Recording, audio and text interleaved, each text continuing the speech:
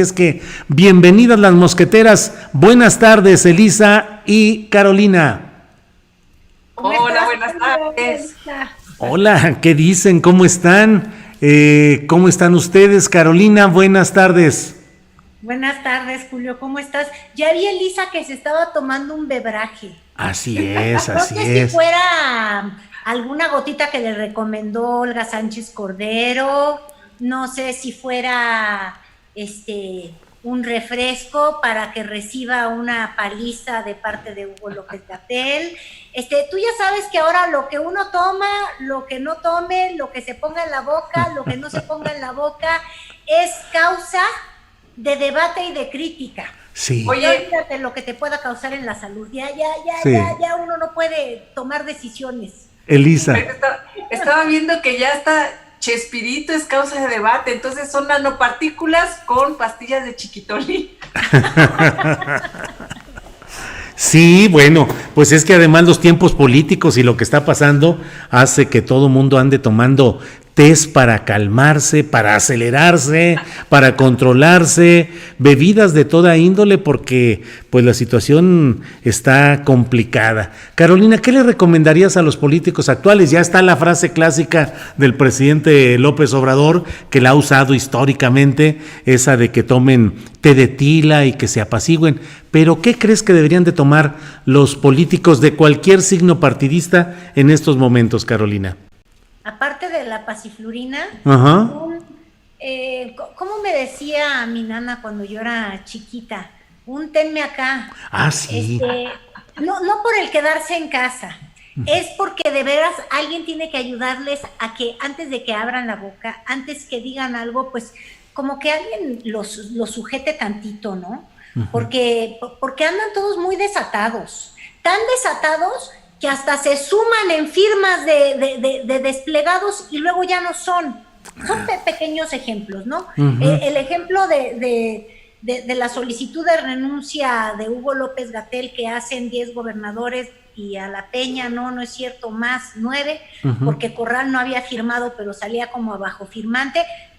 ¿Qué tal que se hubieran tomado una tranquilina, un tenme acá? Si era un tenme acá, ¿cómo nos decían? Así es, acá? Era el tenme acá. Tenme acá, sí. Sí. Digo, obviamente, el tenme acá que parece que... Imagínate, es como si Hugo López-Gatell le hubiera recetado, hubiera sido el médico de cabecera de Lozoya, porque es el único que está en el quédate en casa, pero bien contento. Sí. Ay, qué afortunada la circunstancia de Lozoya. Ese sí sigue las instrucciones del doctor, mira, al pie de la letra. Al pie de la letra. ¿Cómo viste el tema, Elisa? ¿Cómo viste que ya Lozoya en casita, tranquilo, ni siquiera fue a firmar como cualquier mortal que tiene que ir al reclusorio, al penal, a firmar físicamente con su pluma, sino de manera electrónica? Elisa. Sí, hay niveles, hay niveles, ¿no? El poder económico, el poder político, los contactos, sí, esta forma de conducirse por la vida VIP, ¿no? Pues tiene en este caso un impacto positivo para el propio Emilio Lozoya, ¿no? La verdad es que a mí me sorprendió muchísimo. Por supuesto que hay que cuidar el debido proceso, hay que cuidar el no filtrar información que pueda dañar las investigaciones, pero la verdad, ya sabíamos tanto de ese caso y se dijo tan poco, se dijo muy poco o se dijo menos de lo que se ha investigado periodísticamente, de lo que se ha presentado en distintos medios. Se acusó también tirititito, ¿no?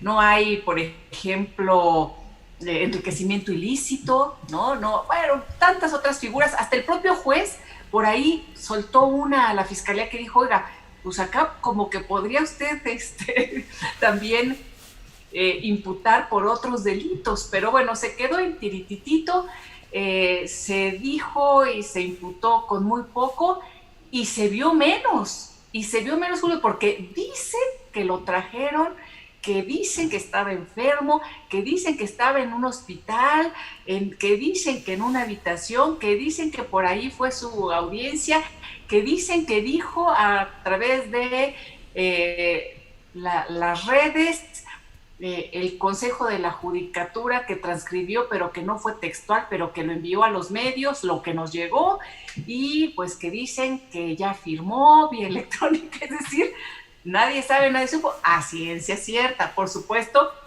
le creemos a las autoridades, sabemos que así ha sido, pero mucha opacidad en este trato VIP.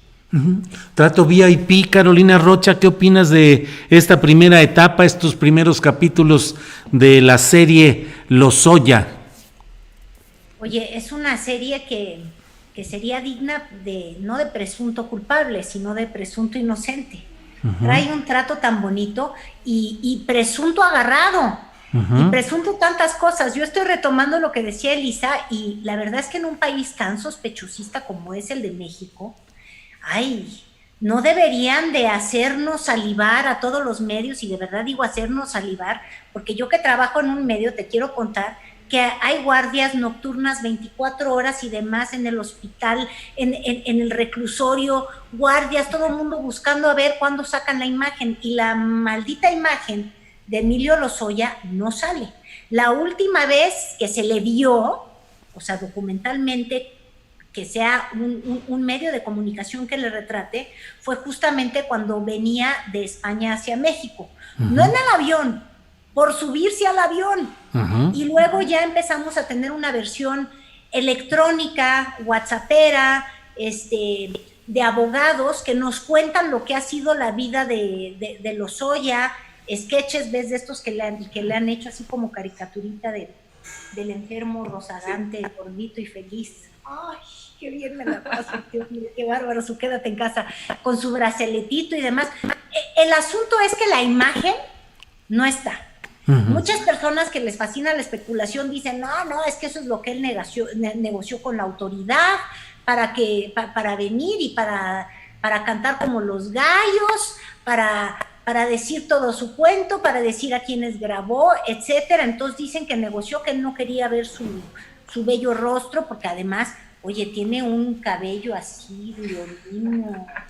Ay, Emilio, un ser tan guapo, de una familia con tanto abolengo, que humillante salir esposado, pero ya había salido esposado, por eso esa teoría no me acaba de cuadrar, porque sí o no lo vimos cuando la Interpol lo agarró así con las manitas.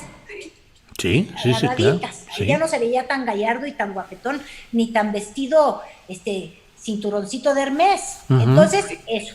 Entonces, en este país donde todo se especula, ya andan diciendo que si dónde está, que si no está, que si qué. Que sí, que. Sí, exacto.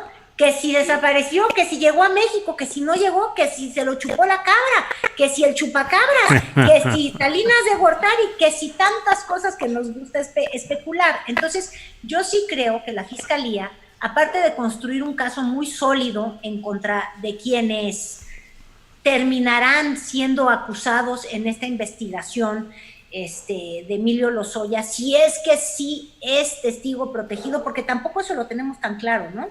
Así es, no se ha definido. Eso tampoco se ha definido. Bueno, pues también ya una fotita, aunque sea en su casa. Digo, yo sé que a los que no jugamos golf y a los que no nos damos así una vida de marajá de Pocahú o de marajá de los Ayú, pues nos podría causar un poco de envidia. Pero mira, que se tome la foto no sé, quizás en la casita de muñecas de sus hijas, creo que tiene hijas, no sé, y ya que fija que esa es su habitación y pensemos que su arresto domiciliario no es un spa, pero habría que darnos la imagen para que ya los mexicanos no andemos de especulativos, porque digo, ya hemos especulado hasta cuál de todos esos gobernadores de oposición recibieron el mochirolín, por la reforma energética. Oye, por cierto, ya nada más en un paréntesis, de todos estos gobernadores, senadores, legisladores del PAN, que han sido, y también del PRI, ¿verdad?, que han sido acusados de estar grabados por Emilio Lozoya en el tema de la reforma energética, fíjate que de algunos ya habían habido filtraciones de su forma de manejar el dinero. Yo no sé si ustedes recuerdan esa conversación entre Pancho Domínguez y Carlos Mendoza Davis. Mendoza Davis. Así exacto. Que andaban hablando del intercambio de los millones para sus campañas y demás. O sea, hay acusaciones que luego como que cobran un halo de certeza en este país en que la corrupción pues provocará que no se pueda poner nunca el cubrebocas el presidente Andrés Manuel López Obrador, y eso ya nos está grabando mucho en la vida. Así es. Y por el otro lado, Elisa Alanís, pues las fotografías y la información de la detención del Marro, que ese sí salió bien custodiado por elementos militares y de Marina. Esto sucede a un mes, un poco más de un mes, 40 días de la detención de su madre, de su hermana y de otro familiar, y de como 15 o 20 personas, Elisa, no recuerdo la cifra, que fueron detenidas y luego liberadas. Y luego se da la visita del presidente López Obrador el 15 de julio, en el que se habla de que ya liman asperezas y se van a coordinar el gobernador panista Diego Sinoé Rodríguez Vallejo y el presidente López Obrador. Y luego, 2 días después de esa escena de reconciliación, el Cártel Jalisco Nueva Generación hace su desfile con vehículos blindados y todos somos gente del Mencho, en un coro anunciando que van por la toma de la plaza de Guanajuato. ¿Cómo ves todo este batidillo, Elisa Alanís? Fíjate, Julio, que justo ahorita estoy escribiendo, es que los lunes ahí escribo. Sí. Las formas, ¿no? Primero hablando de las formas, ahorita hablamos ahí del fondo, pero el contraste, ¿no? Cómo se filtran imágenes de el Marro siendo detenido, siendo interrogado por las autoridades, y cómo se llama, y él todo nervioso, cómo se llama su mamá. Estas imágenes muy al estilo de Calderón y de García Luna, y estas formas, ¿no? En donde, pues sí, se difunden imágenes muy rápido de la captura, y se hace toda una propaganda también alrededor de ello, ¿no? Y el contraste con lo de Lozoya, que nadie sabe, nadie supo, nadie vio. Y creo que en estos dos extremos, pues no se fortalece ni el debido proceso, ni la transparencia, ni la rendición de cuentas, porque además, pues está muy claro en nuestras leyes y no se siguen los pasos como debe ser, ¿no? En ni un lado ni del otro, son como estos extremos. Ahora, eso en las formas. En el fondo apenas en la epidermis, bueno, en el fondo, ¿no? Me parece una buena noticia, por supuesto, ¿no? Me parecen buenas noticias estas detenciones. Qué bueno que se estén dando, qué bueno que se estén moviendo las cosas. Estamos viendo órdenes de aprehensión, estamos viendo peticiones de extradición. Va este segundo año tomando vuelo, esperando a ver el tercer año del gobierno de Andrés Manuel, cómo se presentan las cosas en este combate a la corrupción. Ahora, sin embargo, pues estamos hablando de estructuras muy hechas, de muchos años, y ahí está el gran reto de los gobiernos, de las fiscalías, ir más allá de los pactos políticos, de las formas propagandistas, para realmente atacar la corrupción, la violencia, la inseguridad que se han dado a través de estas estructuras delictivas de cuello blanco y de cárteles que luego se fusionan. Fíjate, ayer estaba viendo esta serie de The Wire, no sé si la vieron, que es buenísima, ¿no? ¿Verdad? Es muy padre, además basado en investigaciones periodísticas muy importantes y demás. Había una frase que me llamó mucho la atención porque decían los policías, si sigues la huella de las drogas, pues encontrarás eso, ¿no? A los cárteles, a adictos, a estas detenciones así muy por encima. Si sigues la huella del dinero, uno no sabe a dónde puede parar la situación. Y creo, además, que en estos dos mundos, en el mundo del narco y de las detenciones vistosas y de los líderes y de descabezar a la hidra, que lo hemos visto durante años, y en este mundo de los de cuello blanco, del VIP, que nadie sabe, nadie supo, y a la vez todo mundo conoce que están haciendo de las suyas en las altas esferas, se unen más de lo de muchas empresas, no solamente las empresas fachada y fantasmas, sino también empresas que se utilizan para lavar, o instituciones ya muy formales como las de petróleos, por ejemplo, en donde se empieza a coludir el crimen organizado, o en las mineras, o es decir, todos estos grandes negocios en donde las actividades ilícitas y criminales han permeado y se llegan a juntar. Entonces, el gran reto es ir contra las redes, la estructura y el gran mecanismo corruptor en donde están ahí metidos los grandes políticos, el gran poder político y económico en nuestro país. Creo que ese va a ser el gran reto. Sí, Elisa, gracias. Carolina, sobre este tema del marro y todo lo que está alrededor, ¿qué opinas? Pues es un gran marrazo al fiscal Zamarro. Perdón. Zamarrón. Dicen que, bueno, es que fíjate tú lo que son los tiempos. Durante muchos meses el gobernador de Guanajuato se rehusó a colaborar, y eso es real, porque dijo: yo no tengo nada que hacer en esa Junta de Seguridad. Sostenía una pésima relación con las autoridades federales, y al mismo tiempo veíamos cómo crecía de manera exponencial los homicidios en su estado, en Celaya, en Juventino Rosas, en todas estas zonas que además siempre se caracterizaron por productivas en nuestro país y por pacíficas, ¿eh? Hace 10 años sí. Tú decías, Guanajuato es un Edén. Así era es. Perfecto, tenía las mejores cifras. Y llega el gobernador Sinue hace 2 años, es decir, no con él comienza el aumento brutal de la violencia, pero sí marca completamente su distancia en este frente de gobernadores que le quieren hacer la oposición al gobierno de la 4T, y se distancian, y tiene cada vez peores números en seguridad y en homicidios, con un fiscal que de muchas formas ha sido cuestionado, no solamente por el presidente de la República, sino por varias autoridades.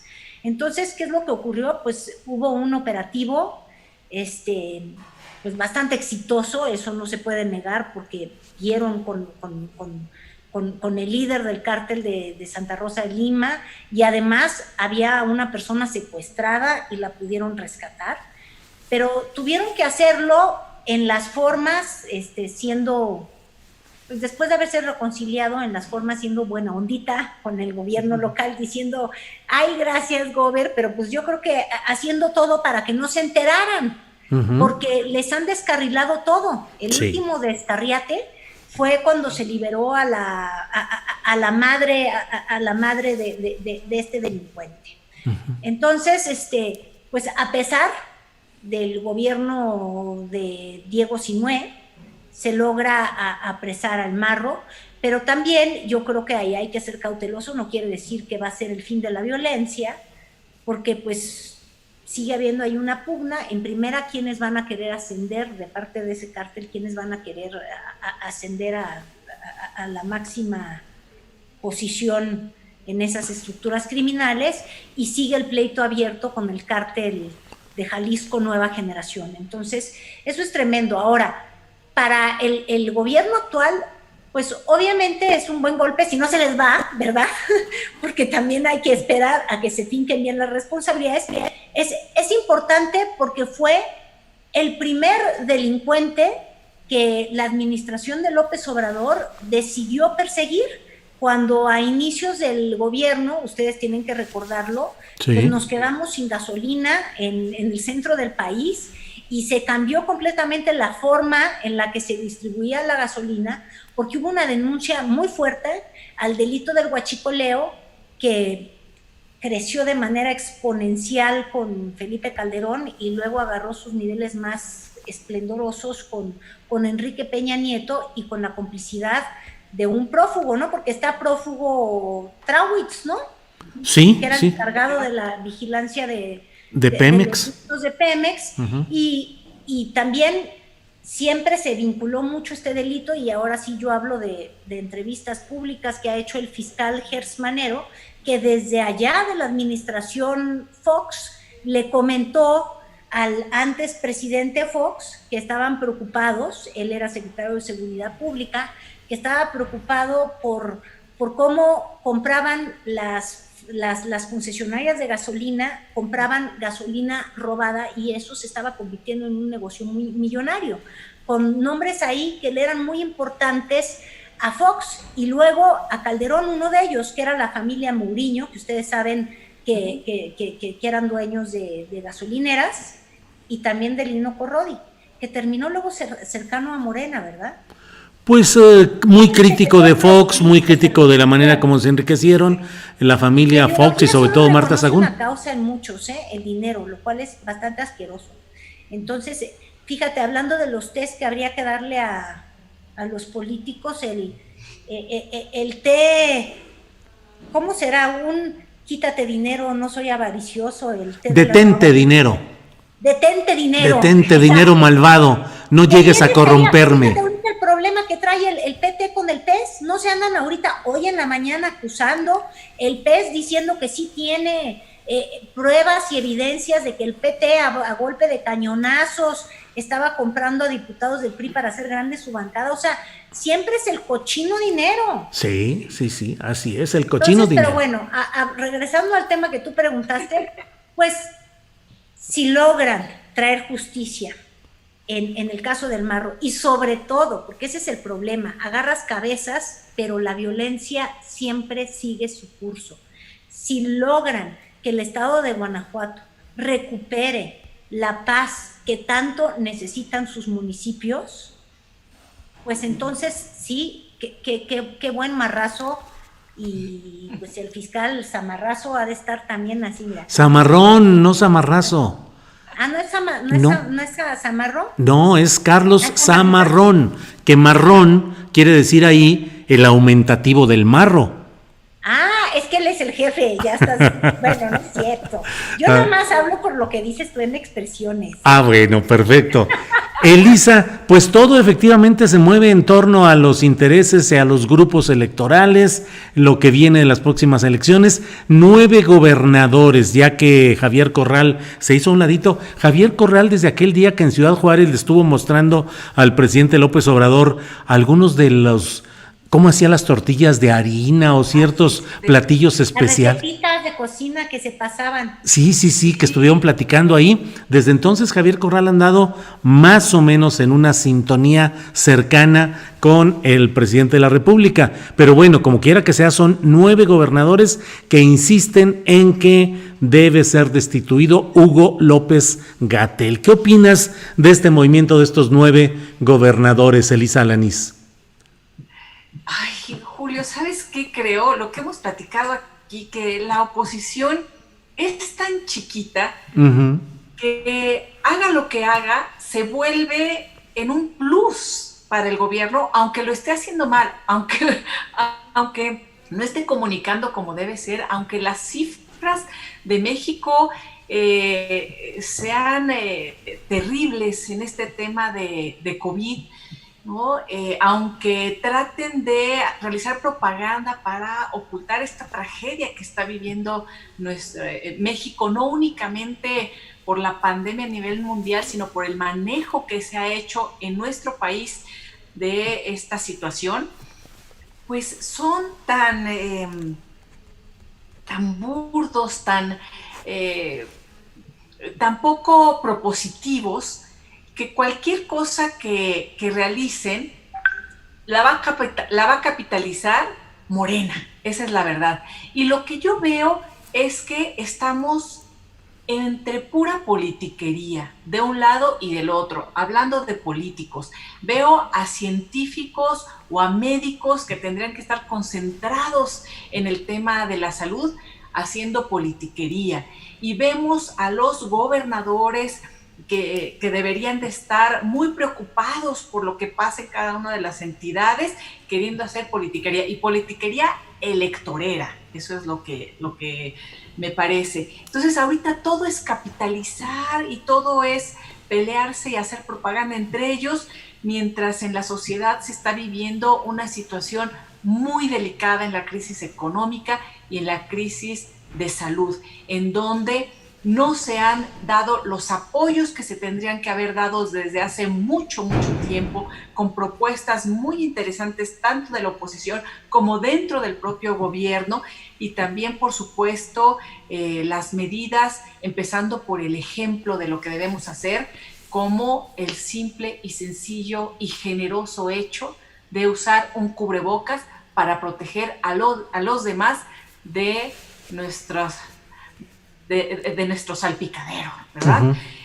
Cosas tan sencillas como esas, y lo que vemos son manejos de cifras, manejos de datos para golpear a unos, para golpear a otros, y se vuelve esto así. Y además, pudiendo haber hecho un bloque opositor más o menos choncho, como se dice por ahí, pues se bajaron para pronto uno que otro, entre ellos el primero, Javier Corral. Yo no estuve ahí, conmigo no cuenten, porque yo me llevo muy bien con el presidente, nos gusta la historia de Chihuahua, nos gusta mucho, somos muy compatibles en nuestros temas ideológicos, en muchas cosas, religiosos también, y además comparten las ricas, ¿cómo se llaman esos dulcecitos que hace la abuelita Elisa? Mi tocaya, las coyotas. El gobernador de Chihuahua, Javier Corral. Esas son de Tamaulipas, ¿no? Las coyotas. No, son de Monterrey, coyotas. ¿Que no? No, pero no son coyotas, se me fue el nombre. No son coyotas, son parecidas a las que tienen piloncillo. Son unas tortitas así con piloncillo y todo, la receta de la abuelita. Pero no le llaman coyotas, se me fue el nombre, perdón. A quienes nos estén viendo ahí en el norte, ilústrenos para saber, porque además se veían buenísimas. Sí. Que nos pasen la receta. Pero bueno, se les fue a la oposición, la propia oposición. Sí. Carolina, bueno, pues ya hablaste del propio Javier Corral, que no entró a la lista de los 10 gobernadores. El potosino Juan Manuel Carrera, que es del PRI, pero tampoco le entró porque él preside ahora la Conferencia Nacional de Gobernadores CONAGO, y entonces, como buen priista, dijo: me porto institucional y no me muevo ni hacia un lado ni hacia otro. Pero finalmente, Carolina, estos gobernadores, por más elementos negativos en la consideración política que tengamos de ellos, de algunos de ellos, tienen el poder de la tesorería, del dinero, para manejar sus equipos electorales, para meterle dinero a las próximas elecciones. Históricamente, los gobernadores han podido manejar las elecciones en sus estados. Históricamente se le deja al presidente de la República, digamos que lo federal, pero en lo estatal, las diputaciones locales, las presidencias municipales, los gobernadores le meten dinero. ¿Cómo ves esto de los gobernadores contra López-Gatell y el fondo de esta insurrección, entre comillas, de los gobernadores opositores? Pues es que a mí sí me parece, como decía Elisa, es una perdedera de tiempo que estos gobernadores decidan ponerse de acuerdo para pedir una renuncia. En primera, es el síndrome, perdónenme la expresión, es el síndrome completamente oligofrénico de pensar que si alguien renuncia, ya se resolvió un problema. Pues yo no creo que se trate de pedir cabezas y renuncias, es un síndrome mexicano que nada más nos hace mucho daño. Deberíamos de estar buscando soluciones. 2, la verdad es que qué mal que ni siquiera logran saber cuántos son. Si entre ellos no se saben contar, imagínate, pues qué nos van a venir a contar de las pésimas cuentas, pésimas cuentas, de Hugo López-Gatell, que además no solo goza del desprecio, por llamarlo de alguna forma, de estos gobernadores, goza del desprecio del gobernador de Tabasco. ¿No se acuerdan que allá andaba diciendo miéntale la madre a Hugo? Que ya no lo aguantaba. Ya no lo aguanta. Claudia Sheinbaum creo que el día de hoy dijo, bueno, la verdad es que sí es malito, pero yo no quiero que renuncie. Y ya olviden además, yo como insisto, yo no soy un médico, pero ahí hay cifras y simplemente haciendo un recuento de las declaraciones del propio subsecretario de Salud, pues su desempeño no es el que él mismo se había planteado a sí mismo, ya quítate lo demás. Dijo que iban a ser 6,000 muertos, son 47,000 muertos. Entonces, eso ya es tremendo. Luego te doy otro dato nada más. Parece que le echa la culpa de la mortalidad que tenemos en México a la obesidad. Uno va y registra a los 10 países con mayores índices de obesidad en el año pasado tan solo. El número 1 es Estados Unidos. Estados Unidos acaban de sacar su número y su estadística de personas contagiadas, es decir, no te estoy hablando per cápita, porque entonces ahí entras si estás midiendo o no estás midiendo a las personas. Bueno, la mortalidad de personas contagiadas confirmadas de COVID es del 3%, entre 2 y 3% en Estados Unidos. En México, esa cifra, personas contadas con el coronavirus y que mueren de la COVID-19, estamos rondando el 15%. Y estás hablando de que Estados Unidos es el país con más obesos. ¿Por qué tenemos esa cifra en México?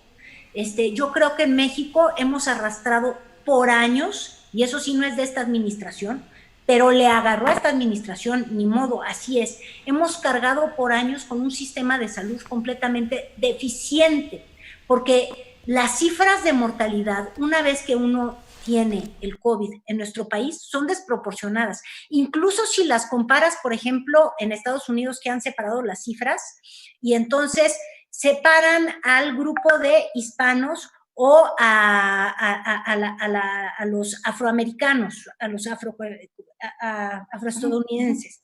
En ellos se multiplica por 3, pero multiplicado por 3 es 6%, nosotros estamos al 15%. Mucha gente ni siquiera está llegando al sector salud, Julio, porque también ahí vuelvo a contar la historia triste de nuestro país. La gente no cree en el sistema de salud porque durante años los ha abandonado.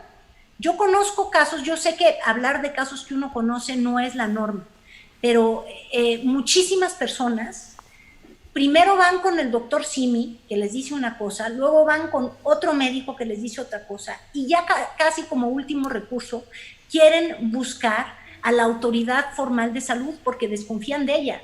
No es de hoy, es de muchos años. Entonces, tendríamos que reconocerlo todos, no nada más esos gobernadores. No se ha hecho el mejor trabajo en cuanto a la muerte y el coronavirus en nuestro país. Y no es un asunto político, aunque ahorita ya seguramente me van a dar una revolcada de esas tuiteras de que cómo oso decir que no es perfecto. Bueno, para mí que hayan 48,000 muertos cuando se anticipaban 6,000 y luego se rectificó y se dijo 30,000 es terrible. Algo se está haciendo mal. No quiere decir que el resto del mundo lo esté haciendo muy bien. No vamos a aplaudirle a nadie en el mundo. Nadie esperaba la pandemia. Pero sí habría que reevaluar qué es lo que está ocurriendo. Y yo creo que eso es lo que tendrán que estar pidiendo esos gobernadores en vez de andar pidiendo de manera completamente política y pusilánime, porque eso es lo que los caracteriza, renuncias. No, señores, no queremos renuncias, queremos soluciones.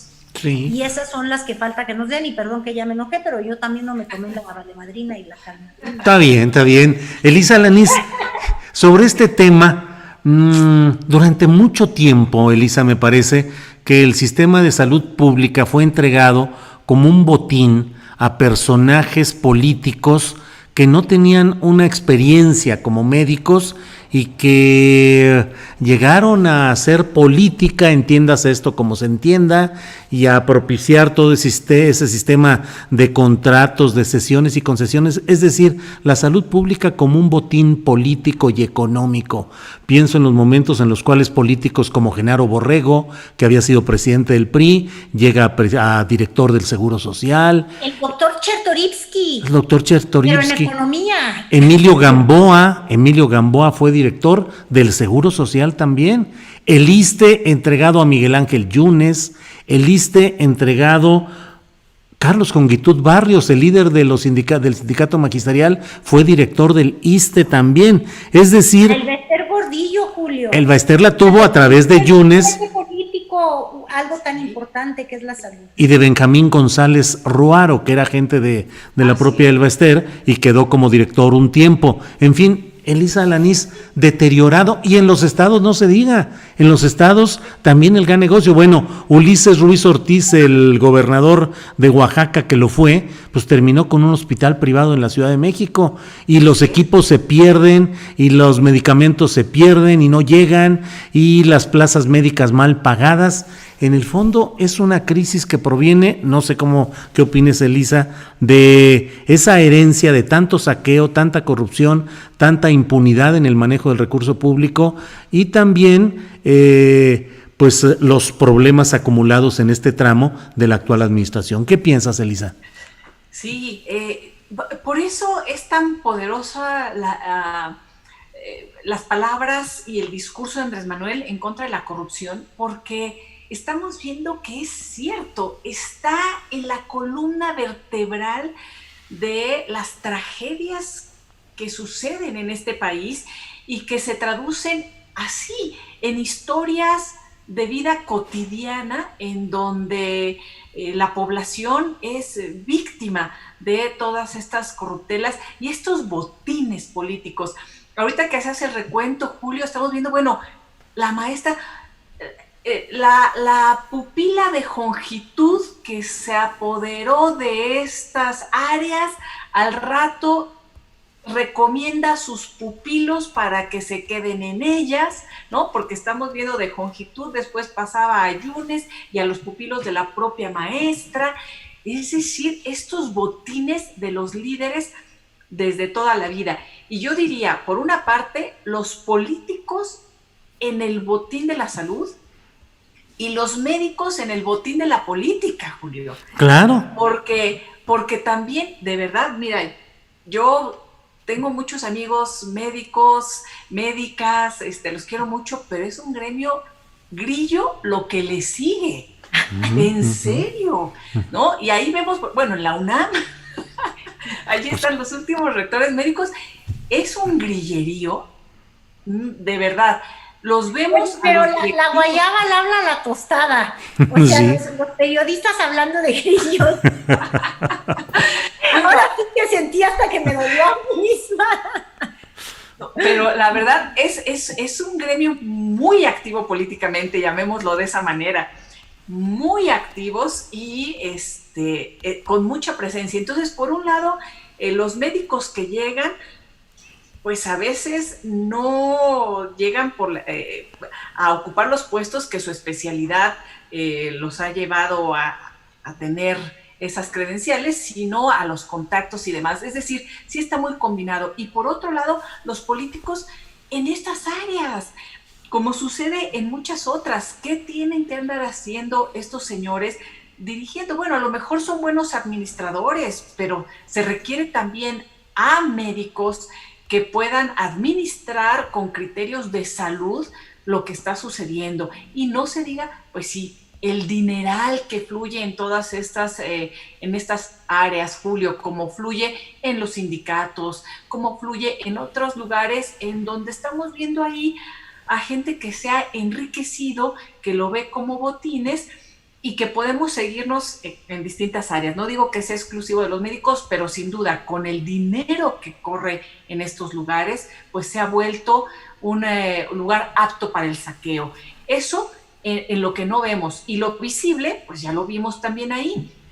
El ex rector médico, que lo hacen después secretario de salud, inaugurando cascarones para tomarse la fotografía de hospitales que no cuentan ni con los medicamentos, ni con los recursos humanos, ni con los recursos técnicos para poder operar, y después son abandonados. Y la gente sufriendo las más terribles enfermedades de ellos y de sus seres queridos, ¿no? Porque esta combinación, además de pobreza y enfermedad, se vuelve en una tragedia cotidiana. Sí, sí, sí, pues José Narro, que fue rector de la Universidad Nacional Autónoma de México, luego secretario de Salud, luego quiso ser presidente nacional del PRI y luego se decepcionó del PRI, renunció a 40 años de militancia y ahora pues allá anda haciendo también política. La UNAM entregada al control del grupo de los médicos que han tenido y mantenido desde Guillermo Soberón, pasando por el actual rector, pues que han sido del mismo grupo, ahí peleando el grupo de los médicos con el grupo de los abogados, encabezado en su momento por el ya difunto Jorge Carpizo, que también han estado ellos ahí controlando todo lo que es la Universidad Nacional Autónoma de México. Y hablando de esto, porque luego hay quienes hablan de la mafia blanca, dicen es la mafia blanca, la de las batas de los médicos. Y pensando en las batas o en los uniformes o las prendas de trabajo profesional color blanco, me entero de que reportan extremadamente frágil a Benedicto XVI, Joseph Ratzinger, quien ocupó, ustedes recuerdan, brevemente el papado, que dio origen incluso a una serie en Netflix sobre los dos papas. Sí, muy buena. Pues entonces está enfermo, tiene una enfermedad infecciosa, hinchazón, placas rojizas, comezón y dolores agudos, extremadamente frágil. Y eso me lleva a pensar a otra faceta de la política y de la vida pública con los sacerdotes como principales actores.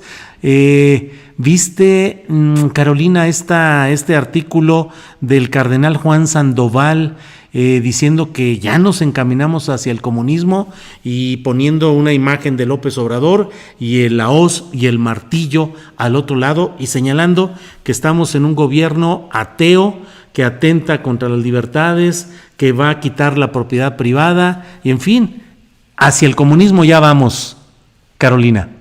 No, ese cardenal, qué bárbaro. Me enteré a leer tu columna, mi querido Julio, porque pues yo, tú sabes, no es que no sea piadosa y no tenga fe en la vida, pero así como que digas, ay, qué ejercicio, tengo unas ganas de enterarme qué es lo que escribe en su editorial ese cardenal, que además, fíjate, pues sí, él no vive mucho bajo los mandatos de Jesús. No, ¿por qué no? ¿Pero por qué? ¿Por qué dices que no? Tú sabes, tiene esta manera muy capitalista de ser católico, aunque la fe no sea realmente la que lo lleve a esa adoración por las cosas terrenales, ¿verdad? Uh-huh. Pero sí, ya andaba diciendo que nos estamos entregando al fornicio casi, uh-huh, al comunismo, al aborto, al quilombo, dirían completamente los argentinos, que dicen quilombo por decir una orgía. Uh-huh. Pues mira, yo creo obviamente que primero, pues en México siempre causa mucho levantar de ojo y mucho dolor, ahora sí que en el pecho, pero no por darse los golpes en el pecho de mochirolas, nos da golpe en el pecho cuando vemos que gente de sotana le da por opinar en política. Uh-huh, sí. Como tú sabes, existe una tradición en la que de verdad ellos no se pueden andar metiendo. Pero también yo creo que hay que tomar las palabras del cardenal que vienen, ¿no? Uh-huh. Digo, sí. Por el amor, ahora sí que por el amor de Dios. Sí. Seamos un poquito congruentes, ¿verdad? Claro. Yo no creo que el cardenal sea cercano ni siquiera al pueblo que dice que está en riesgo, ni a los católicos, que él les hace un llamado completamente abierto a que despierten, se espabilen y que se vayan en todo contra la 4T.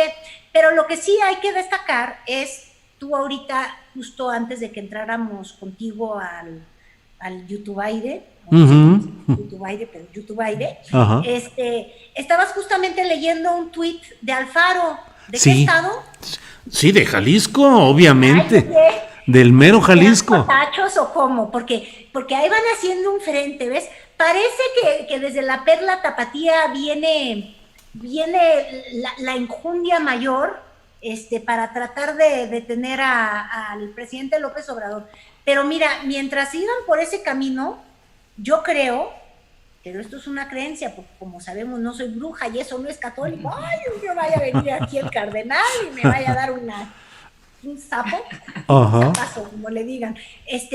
Pues déjame decirte que por ese rumbo yo no sé, yo no estoy segura que vayan a convencer a muchas personas a debilitar en el Congreso a Morena, y no por lo bien que lo estén haciendo los de Morena, que de verdad, ahora sí que Dios sea mi testigo, así, irónica, han fallado y mucho, pero la oposición, ya metiendo hasta Dios en la carrera política, ay, pero de verdad que poco pudor.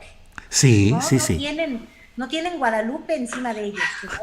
Elisa, ¿cómo viste ese tema de las declaraciones o el texto que publicó Juan Sandoval, que pues es uno de los personajes más relevantes en la ultraderecha mexicana, o sea, con mucha presencia en Guadalajara, tienen una serie de organizaciones sociales, en Jalisco en general, dispuestas a marchar por la calle, rezando el rosario, señalando todo lo que les plantean sus jefes espirituales. ¿Qué piensas de ese tema, Elisa?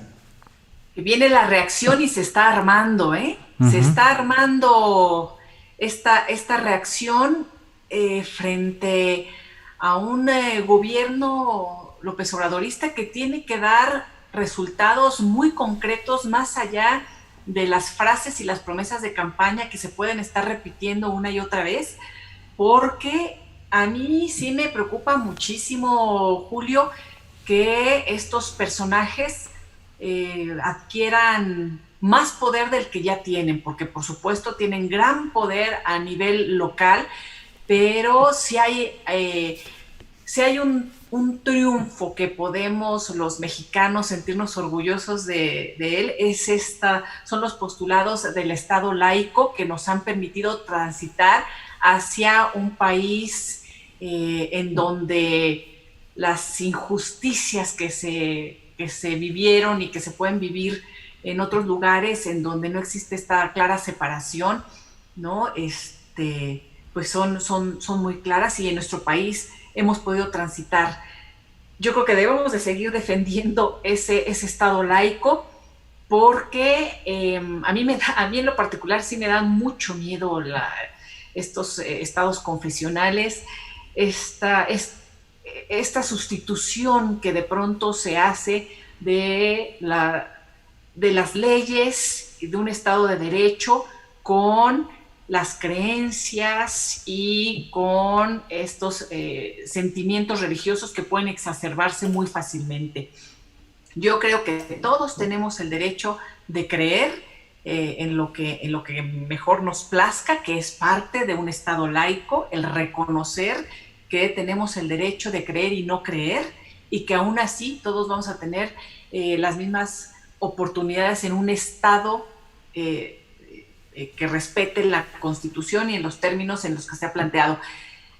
Hablando de estas estructuras de poder, además de lo más opacas, ¿no? Empezamos hablando de la opacidad, de narcotráfico, de lavado de dinero. No sabemos qué es lo que está pasando en estas estructuras, y yo creo que se combina estos momentos de polarización con el querer aprovechar los discursos por parte de estos grupos que tendrían que estar rindiendo cuentas de todo lo que han hecho, de transparentar los recursos, de transparentar acciones en lugar de estar azuzando, ¿no?, en contra de la diversidad, y además violentando y discriminando, porque mencionó el tema de género, mencionó las preferencias sexuales de las personas, y todo en un contexto además en donde le apuesta a la ignorancia, porque sus palabras lo demuestran, y entonces el que quiera engancharse con ellos, pues yo creo que se pueden confundir. A mí me preocupa muchísimo estos personajes que tienen mucho poder, que además han participado en momentos de la historia muy, muy graves, incluyendo el propio Vaticano, a Ratzinger, a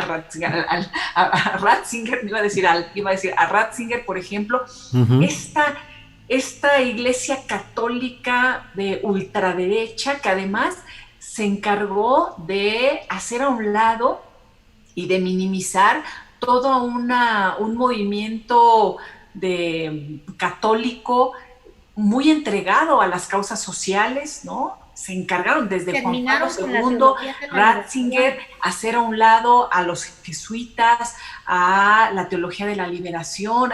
Quisieron acabar con todo lo que pareciera izquierda o socialdemocracia, ¿no? De una manera, además, en muchas ocasiones violentas. Entonces, y nada más fueron creciendo al amparo de los negocios, del poder y de gente, por ejemplo, tan terrible y criminal como el propio Marcial Maciel, hablando del Vaticano, ¿no? En toda esta corrupción e impunidad para ocultar acciones atroces como es el agredir a los más inocentes y a los más indefensos, que son los niños y las niñas en este país, ¿no? Esa iglesia es la que está representada en estos personajes que hoy, de manera ignorante y de manera perversa, utilizan y manipulan imágenes y ponen ejemplos que no corresponden, como lo que hizo Sandoval Íñiguez, ¿no? Sí, pues gracias, Elisa. Carolina Rocha, el regreso a clases, pero va a ser virtual. Las mamás van a seguir teniendo a los hijos en casa, pero ahora se supone que pegados a la televisión, porque se llegó hoy a un acuerdo, o hoy se dio a conocer este acuerdo que implica a 4 de las principales televisoras públicas: Televisión Azteca, Televisa, Milenio e Imagen Televisión, además de los canales de televisión pública del 11 y el 14, que es el canal específico del Sistema Público de Radiodifusión del Estado Mexicano. ¿Cómo ves este regreso a clases pero virtual, y el hecho de que ahora los chavitos vayan a estar pegados a la tele, Carolina? Pero y además los que tengan suerte, Julio. O sea, yo sí creo que es un tema bien importante en el sentido que pues sí, se tenía que favorecer la salud de los alumnos y de los niños y de las familias que viven con los niños, y pues dado el nivel de contagio que hay en nuestro país, pues es imposible el regreso al aula. Pero yo creo que cualquiera que sea padre de familia con niños pequeños sabe que no es ideal, que los niños aprenden no pegados a un monitor como estamos nosotros ahorita en Zoom, o a una televisión, sino que aprenden mucho de una interacción y de convivir. Sociabilidad, que le llaman. Los niños, exacto, la sociabilidad. Entonces, ya desde ahí es una mala noticia, porque es una mala realidad, y pues se tuvo que actuar así. Yo no estoy diciendo que fuera incorrecta la decisión, pero lo que sí creo, y lo que a mí en lo personal me parece muy preocupante, es que en México ya existe una brecha muy grande educativa, donde quien nace con menores recursos económicos en las zonas más remotas, en las zonas más marginadas, tiene garantizada la más pobre de las educaciones. Esa ha sido una realidad de nuestro país. Y hay 50,000 escuelas, 50,000, Julio, no es una cifra pequeña, 50,000 escuelas en nuestro país de educación básica que no cuentan con internet, con luz, con electricidad. Es decir, en esas comunidades no se cuenta con esos servicios. Y por eso te dije que si tienen suerte, van a poderlo hacer por televisión, porque muchos solamente tienen acceso quizás a un canal de televisión. En las comunidades donde no hay electricidad, no hay televisión, y tú no puedes preguntarle y tener dudas ante un Zoom como el que estamos teniendo nosotros, si son, mira, la chancla, Sí. La chancla voladora. Bueno, ahorita nos acabamos de reír y podemos tener una interacción. Muchos niños de nuestro país no van a poder tener esa interacción, incluso quienes viven, no sé, en alguna unidad habitacional de la Candelaria de los Patos, donde no tienen estas computadoras o un dispositivo móvil con la potencia suficiente para bajar el aprende en casa que se tenía. Entonces, yo sí creo que va a tener que haber un esfuerzo descomunal por parte de la SEP para apoyar a los maestros rurales que estuvieron yendo casa por casa. Ahora sí que me voy a hacer una promoción, que se metan a mi YouTube, ahí están los reportajes. Estos últimos meses en lugares como la Sierra Zongolica, como en la Sierra de Puebla, en todas las zonas remotas, incluso en lugares del Estado de México, de Hidalgo, para que un niño tuviera acceso a la educación, tenía que llegar el maestro una vez por semana, casa por casa, sabiéndose de memoria dónde viven sus alumnos, a entregar esto que llaman los cuadernillos, que hoy habló de eso el secretario Moctezuma, que no son más que copias que financian los propios maestros, y los maestros de su dinero, sobre todo los CONAFE, tienen que pagar el transporte para llegar a esas comunidades. Y si el niño tiene dudas, le tendría que preguntar a su papá, pero si su papá no fue a la escuela, si su papá no lee y no escribe, ¿cómo le va a hacer? Google, ahí no hay internet. Entonces yo sí creo y recuerdo que el presidente López Obrador dijo que iba a ser prioritario darle conectividad a todo el país, y pues no se tiene. Entonces, pues qué bien, y yo sé que yo trabajo para la tele, y lo digo, pues qué bien que se va a abrir estos canales. Yo sé que por lo que toca Azteca va a ser el 7.2, para que los niños puedan tratar de ver a través de la televisión lo que está ocurriendo en su materia.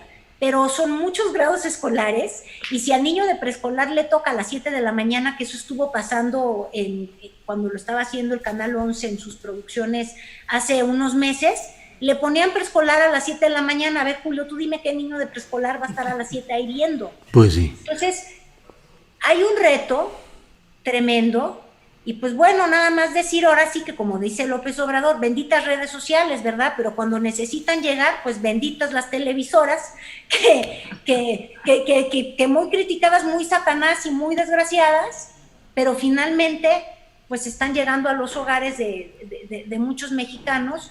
Y pues ya veremos qué dice el tal Serrano de Sin Censura, ¿verdad? Pero nadie le pidió su YouTube, que yo sepa, o que lo done también. Entonces, pues nada, yo lo que sí creo es que no estamos donde quisiéramos estar. Yo creo que los niños quisieran estar en el aula, y todos quisiéramos estar en semáforo verde. Por eso, más que andar pidiendo renuncias, ojalá logremos de alguna manera un descenso en los contagios, porque no es ideal, de ninguna manera es ideal. Bien, gracias Carolina. Elisa, pues sobre este mismo tema, el regreso a clases, y un poco derivado de lo que nos ha comentado Carolina, pues el país quedándose atrás y en el rezago de la educación básica, el sustento educativo en un mundo cada vez más competido. Pero ¿cuál es tu opinión, Elisa Alanís, por favor? Este aprendizaje será no únicamente para los niños, sino para los maestros y las maestras, ¿no? Este poder apoyar a distancia a los jóvenes, pues será eso, ¿no? Vamos a tener que hacerlo muy rápido todos y todas, ¿no? Apoyar en casa, los maestros tendrán que ponerse a estudiar cómo pueden de la mejor manera también transmitir el conocimiento a sus alumnos.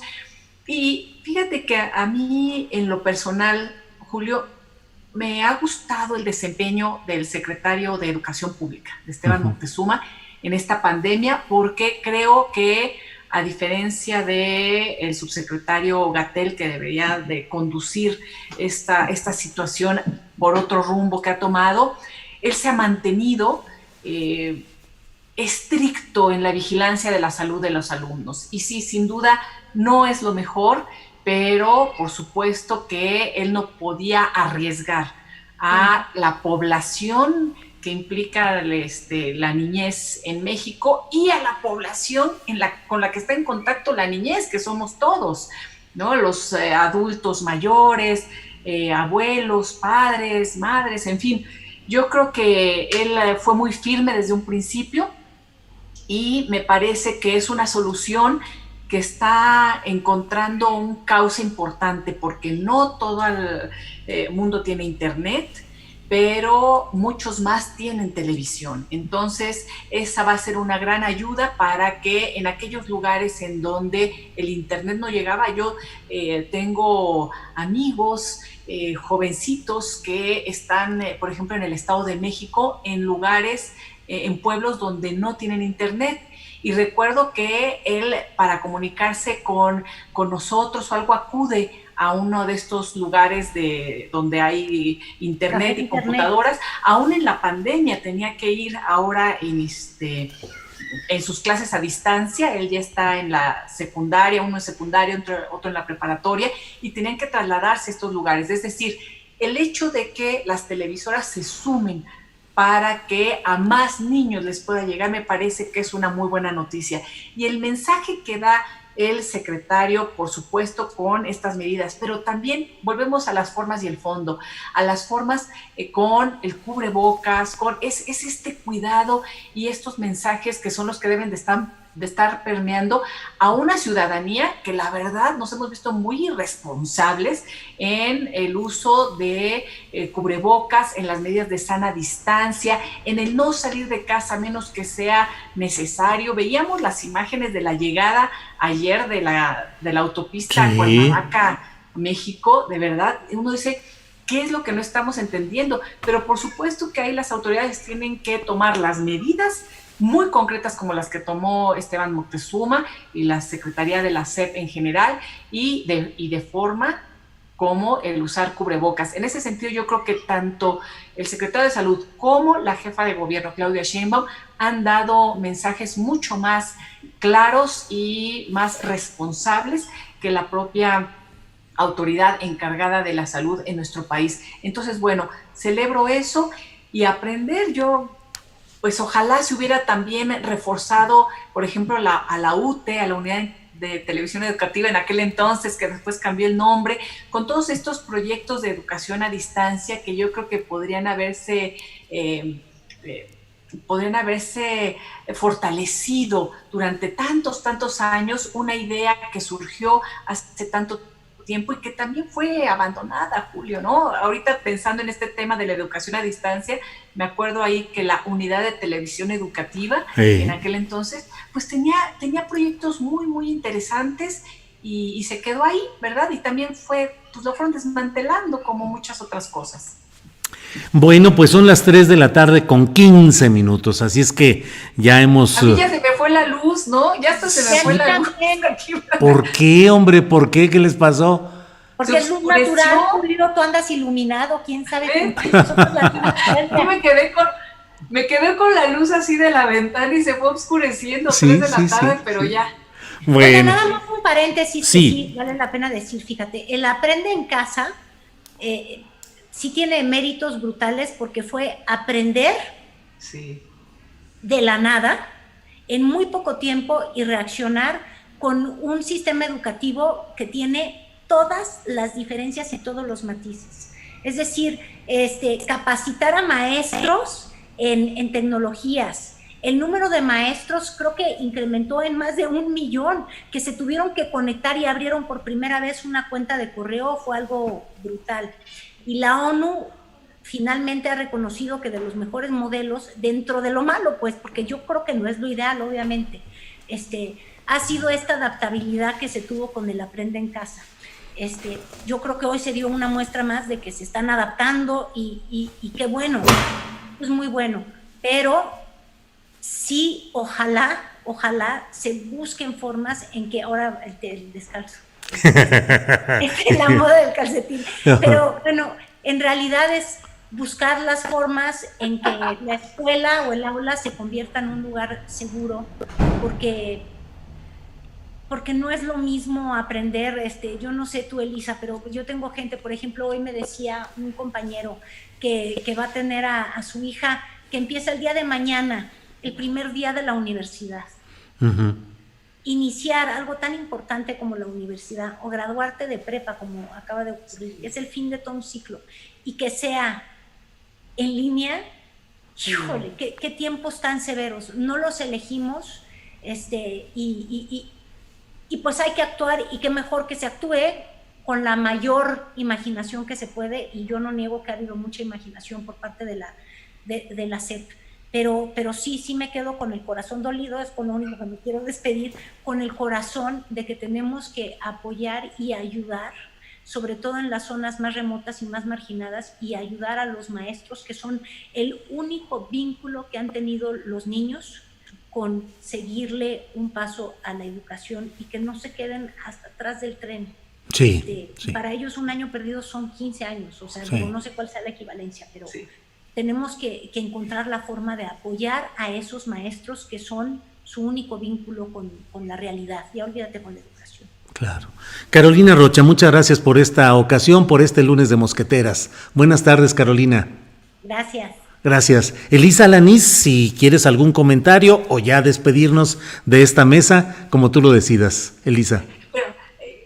Nada más en sintonía de lo que decía Caro, ¿no? A mí también cómo me ha sorprendido en esta pandemia el quehacer de los maestros que han tenido que dar a distancia, ¿no? Sabes, yo lo he vivido porque vengo de familia de maestras, tengo maestros en casa, en fin, y la forma en la que han adaptado sus clases, han aprendido para poder transmitir de la mejor manera a sus estudiantes, porque sí, sin duda, nos extrañamos todos o nos podemos distraer muy fácilmente. Yo simplemente, ¿no? El estar viéndonos en esta pantalla me parece fantástico, pero el contacto directo es necesario, y sobre todo para los jóvenes, para los maestros. Entonces, nada más hacer ese reconocimiento a los maestros, a las maestras, y que además ahora arrancan con este proyecto a nivel masivo en nuestro país, porque representan la gran fuerza del futuro para México, para los niños y niñas en este país. Así que, pues, mi reconocimiento a los maestros, a las maestras que van a arrancar, y a quienes ya han estado dando clases en esta pandemia, pues un abrazo, y después ya nos irán compartiendo sus propias experiencias. Yo por lo pronto, pues sí los extraño también mucho a ustedes, Caro, Julio, ¿verdad? Podernos ver, abrazar, pero ya habrá tiempo. Ya habrá tiempo. Nada es la salud, y habrá tiempo ya de abrazarnos después. Claro. Muchas gracias, Elisa Alanís. Gracias a las dos. Buenas tardes. Hasta el próximo lunes. Gracias.